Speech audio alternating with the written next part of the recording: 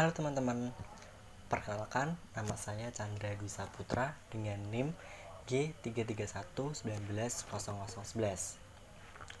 Nah, di video ini saya akan membahas mengenai tugas UAS yang sudah diberikan oleh dosen saya, yaitu Bu Retno Manohoro, dengan mata kuliah Komunikasi Massa. Nah, untuk soal yang pertama, apa analisis Anda mengenai peran pemerintah sebagai juru bicara yang diharapkan bisa memberikan keterangan mengenai pandemi ini? Sudahkah pemerintah berhasil menjalankan tugasnya dengan tepat sasaran? Adakah hambatan komunikasi massa dalam penyampaian pesan pemerintah ke masyarakat? Nah, jawabannya, menurut saya, pemerintah berhasil menjalankan tugasnya mengenai pandemi COVID-19 ini. Dari sebuah artikel yang sudah saya baca, para ahli menyebutkan jika pandemi tersebut belum berakhir dalam waktu dekat ini, sehingga dalam menanggapi pandemi ini diperlukan adanya pola komunikasi yang efektif dan efisien untuk memberikan pemahaman kepada masyarakat terkait dengan penanganan pandemi ini. Masih banyak masyarakat, terutama di sekitar saya, yang belum paham betul bagaimana virus COVID atau COVID ini menular. Bagaimana cara mencegahnya? Apa ciri-cirinya jika terkena COVID-19? Nah, kemudian banyak sekali hambatan komunikasi massa dalam penyampaian pesan pemerintah terhadap masyarakatnya. Untuk hambatan komunikasi massa yang pertama, itu ada gangguan fisik yang disebabkan kondisi biologis. Misalnya, kelompok disabilitas tuli yang memiliki metode komunikasi khusus. Komunikasi dari otoritas kepada mereka mengalami gangguan kalau informasi corona di televisi tidak menyertakan bahasa isyarat. Begitu pula dengan disabilitas netra yang tidak menerima informasi melalui media cetak atau media luar ruang seperti pamflet atau infografis corona. Hambatan yang kedua adalah gangguan teknis yang bisa terjadi jika ada komponen teknis yang menghambat penyaluran informasi. Contohnya, tidak semua masyarakat Indonesia memiliki jaringan internet atau kuota data yang memungkinkan untuk mendapatkan perkembangan informasi sebaran kasus corona melalui situs resmi pemerintah.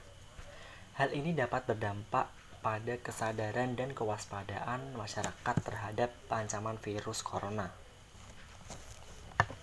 Gangguan yang ketiga adalah gangguan semantik yang disebabkan oleh adanya kendala kebahasaan dalam mengirim dan menerima informasi. Telah banyak narasumber ahli berkomentar di televisi dan berbagai media lainnya dalam menjelaskan virus corona. Namun, tidak jarang mereka menggunakan bahasa yang sulit untuk dipahami oleh orang awam. Di antara istilah yang cukup populer, misalnya lockdown, social distance, hand sanitizer, mortality rate, ODP, dan PDP. Nah, selanjutnya soal nomor 2 adalah bagaimana pers atau media massa bekerja di saat pandemi ini. Kaitannya dengan mengambil data dari keterangan pemerintah mengenai pandemi ini. Apakah semua keterangan yang diberikan oleh pemerintah benar-benar sudah memenuhi standar terbaik pemberitaan? Minimal media massa menyajikan data terbaik dan terlengkap, bukan melulu dari sisi pemerintah. Tentu saja boleh, tapi harus menggunakan etika komunikasi massa. Di sini etika komunikasi massa ada tanggung jawab seorang jurnalis atau orang yang terlibat dalam komunikasi massa harus mempunyai tanggung jawab dalam memberikan sesuatu. Apa yang diberikan oleh media massa harus bisa dipertanggungjawabkan. Nah, tanggung jawab ini bisa pada Tuhan, masyarakat, profesi, atau diri kita masing-masing.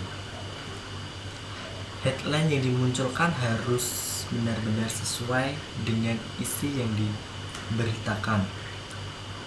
Nah, bagi penyiar radio atau reporter televisi, jurnalis lainnya harus bisa membedakan dan menekankan dalam ucapannya mana laporan berita dan opini dirinya. Soal yang ketiga, sepanjang pandemi ini apakah pemerintah juga menerapkan etika komunikasi? Menurut saya, iya. Pemerintah sudah menerapkan etika komunikasi massa. Contohnya, dalam etika komunikasi massa ada tanggung jawab di sini. Pemerintah harus bertanggung jawab kepada masyarakat.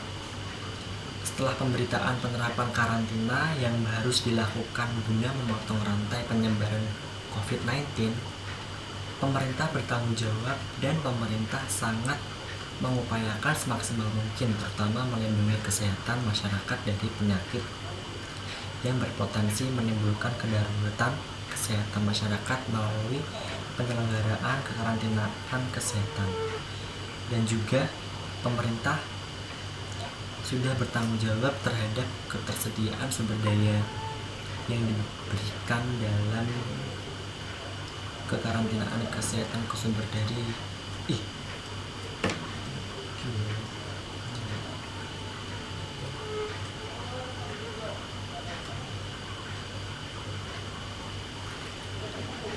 Menurut saya, ya, pemerintah sudah menerapkan etika komunikasi massa. Contohnya, dalam etika komunikasi massa ada tanggung jawab di sini. Pemerintah harus bertanggung jawab kepada masyarakat. Nah, setelah pemberitaan penerapan karantina yang harus dilakukan guna memotong rantai penyebaran pandemi corona ini, pemerintah bertanggung jawab dan pemerintah sangat mengupayakan semaksimal mungkin, terutama melindungi kesehatan masyarakat dari penyakit yang berpotensi menimbulkan kedaruratan kesehatan masyarakat melalui penyelenggaraan kekarantinaan kesehatan. Nah, pemerintah juga bertanggung jawab terhadap ketersediaan sumber daya yang diperlukan dalam penyelenggaraan kekarantinaan kesehatan. Pendanaan kegiatan penyelenggaraan kekarantinaan kesehatan bersumber dari APBN, APBD, dan atau masyarakat. Penyelenggaraan informasi kekarantinaan kesehatan dilakukan oleh pemerintah. Pemerintah pusat melakukan pembinaan terhadap semua kegiatan yang berkaitan dengan penyelenggaraan kekarantinaan kesehatan di wilayah dengan melibatkan pemerintahan daerah. Untuk soal yang nomor 4, bagaimana bentuk etika komunikasi massa yang dijalankan oleh media massa melalui pemberitaan sepanjang pandemi ini? Saat ini media massa memiliki peran yang lebih besar, terutama dalam menangkal kabar bohong atau berita hoax terkait pandemi virus corona atau COVID-19 yang tengah terjadi. Karena sekarang ini orang merujuknya pada media mainstream. Misalnya kalau di Jawa Tengah, ya tentu Suara Merdeka yang menjadi rujukan, dan beberapa media lain seperti Jawa Pos, Kompas, dan lain sebagainya. Media mainstream juga memiliki tanggung jawab untuk meredam dengan judul yang bombastis. Tanggung jawab itu juga harus dilakukan bersama dengan pemerintah ataupun gugus tugas percepatan penanganan COVID-19.